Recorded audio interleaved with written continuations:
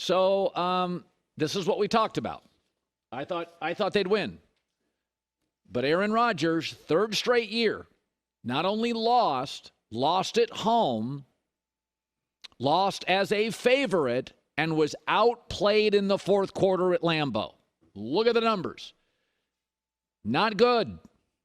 Mahomes isn't getting outplayed. Burrow not getting outplayed. Josh Allen, they're not getting outplayed at home 3 years in a row. This is what he now is. 1 year can be an aberration. 2, not sure. 3 is reality. He has been outplayed by Jared Goff, by an old Brady, by Jimmy Garoppolo. 3 straight years, fourth quarter at home.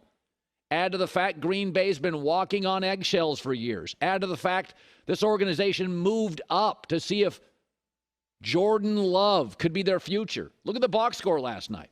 Green Bay had 17 first downs. Jordan Love can do that.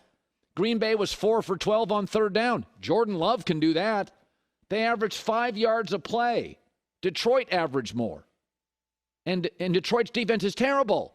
Jordan Love can do that. Aaron finished 15th in passer rating.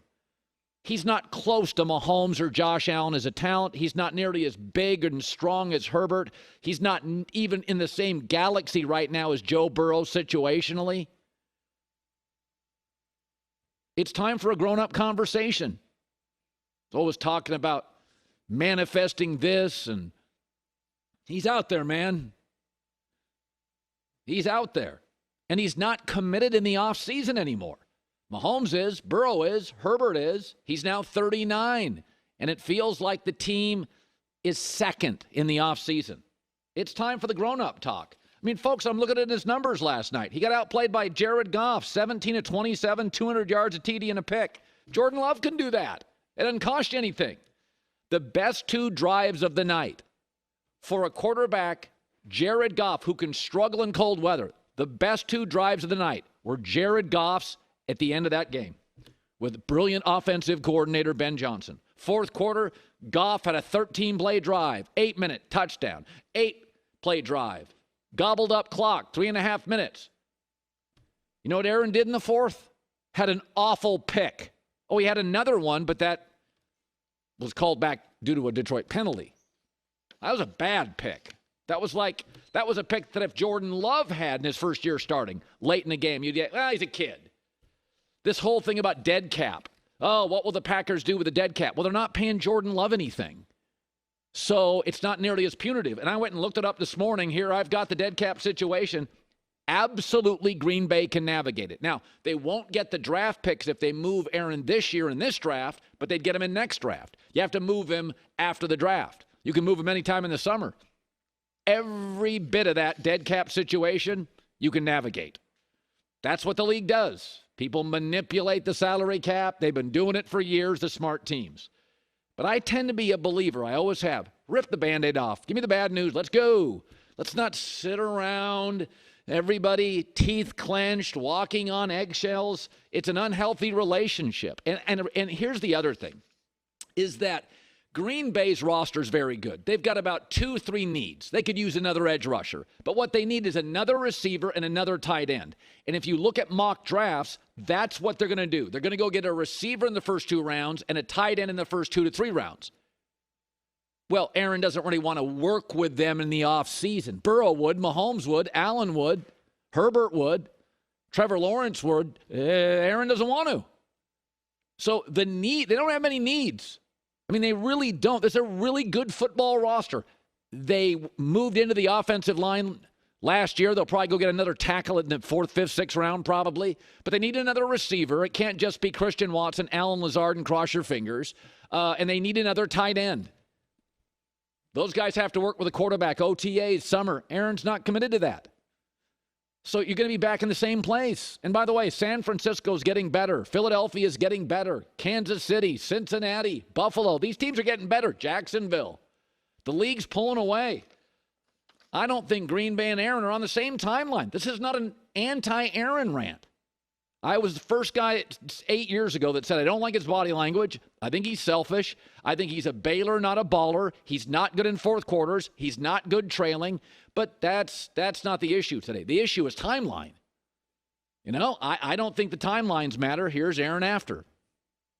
some point the carousel comes to a stop and it's time to get off. And I think you kind of know when that is. And that's what needs to be contemplated. Is it time? Also, what's the organization doing? It's part of it as well. But like I said, I feel good about what I've accomplished in this league, and wouldn't have any regrets walking away. But I got to see what it feels like once I get away from this. Well, of course you'd have regrets. Your last 3 years, you got outplayed at home by Jared Goff, Jimmy Garoppolo, and an old Tom Brady. Be honest about it at least. Of course you'd have regrets. This is not the way you wanted it to end. I don't even know if Jordan Love can play. I really don't. Last couple times I've seen him, looks like he's getting better. I know this. If they let him start, that's a really good supporting cast for a young quarterback. They got a good team. They got a good roster. They got good players. Like every team, they've got 3 or 4 things they could use, but I worry about one of those things is a wide receiver.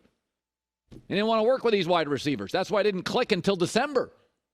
Here's Aaron. He was asked if the Packers are even interested in bringing him back.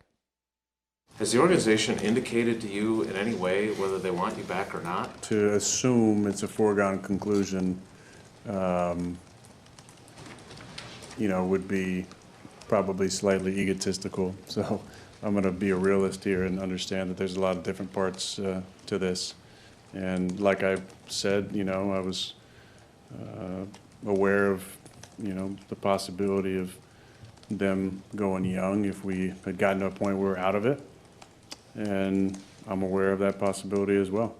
Reasonable answer. I don't think they're anti-Aaron. I think they tolerate Aaron. But for all the walking on eggshells, I think Green Bay wants a bigger payoff.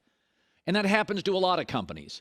You like somebody, there's some issues with it, they're getting older. Well, what's the payoff? Well, if the payoff is getting outplayed at home by Jared Goff, Jimmy Garoppolo, and an old Tom Brady, then it's not worth what they go through. And they go through a lot. To be great at anything, you have to be committed. You can't show up to NBA training camp out of shape or you get injured. Like Burrow's committed in the offseason. Mahomes is committed. Allen's committed. Herbert's committed. The young guns at Jalen Hurts is committed. He came back all yoked up. Aaron, I'm going to a retreat. I'm not anti-retreat guy, but I am when I'm paying you $50 large. By the way, Aaron was asked, could you walk away from the, $59 million you still have on the contract?